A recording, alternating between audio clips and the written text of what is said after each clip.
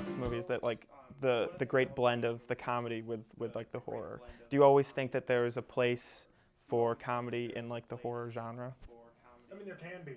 You know, every movie is different, and so you sort of every movie should have a different tone. But with this movie, I really wanted to get both. I wanted you to be laughing as much as you are screaming in this movie. I think that was accomplished. Okay. Especially with the cast. Like the cast is pretty great. Everyone seems just like perfect for the role. Could you go into like I saw some of your other interviews and how like meticulous the time you spent in like finding like the perfect people like for the roles. Could you describe that a little bit?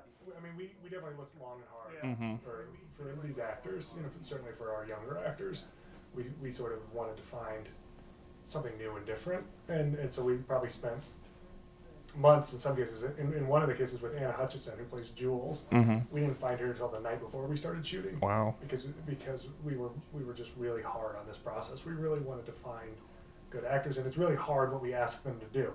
Because of exactly what you're saying, we vacillate so much between horror and comedy and drama and silliness that it's hard to find actors that can shift gears that quick within scenes and within lines, and so we really put them through their paces to find this right cast. What in your first like director experience? What challenges did you face like because you've been obviously involved as like writer producer in a number of things before, but what kind of different challenges did you face as this being your directorial debut? Well, there's certainly nothing that can prepare you for that feeling of day one when you realize there's 300 people here all looking at you and there's no one else you can turn to. You know, you are now the buck, and the buck stops with you. So that there's stress that comes with being in charge. But once you get past that, you realize it's a lot of fun being in charge. So, but the first couple days took me a little while to get my sea legs, because you can't blame anyone else anymore. It's now all on your shoulders. Like we always take all the television students especially have to take like well-rounded classes so they can like cover like different roles. What do you suggest? What do you have like advice for someone that's playing like the role of like producer, writer, director, like covering like wearing many hats in different productions? Yeah, I wish that I had taken a lot more business classes. I really did, because it's sort of antithetical to what is interesting to me. I was a filmmaker, a film student, and I like movies. I don't care about business. That's for the business school kids.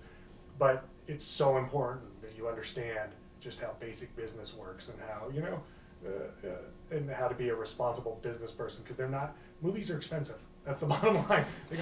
Even the low budget movies cost a lot of money to make, and you need to understand where that money's going and how that money's being spent. And if I had it to do over again, I would have taken at least a couple, because I was like, there was a real disdain, I think, among film students for the business school. Like, well, no, we're artists. We don't want to. That's why we're here. We don't want to go to business school.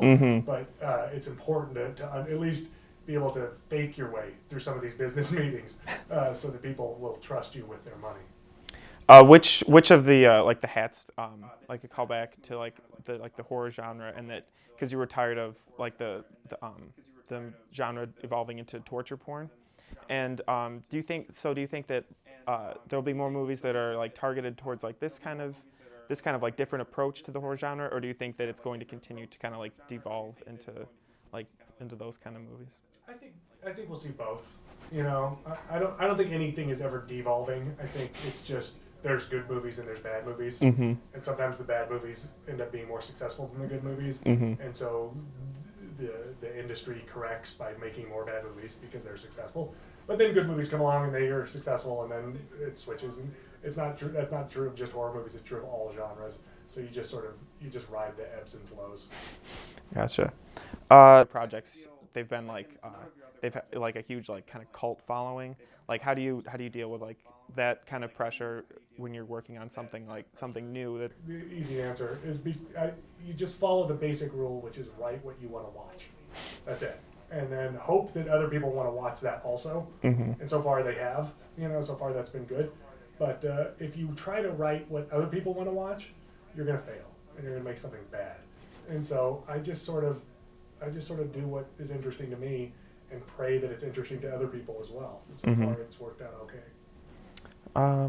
Okay. Like this kind of movie, how do you think you would want to be killed? I want to go quick. Yeah. You know, you don't want to see it coming. You want it to be fast and over quickly. I would do very badly with one of those long, drawn-out executions. I guess that's true of everyone. No one's ever like, oh, I'd like to have a long, torturous death. But yeah, I would like to not see it coming. Mm-hmm. Uh, like the creature is in like the horror movies today. Like, do you think it's still something where you can like build suspense behind it, or do you think it's something that's kind of like changed into something else?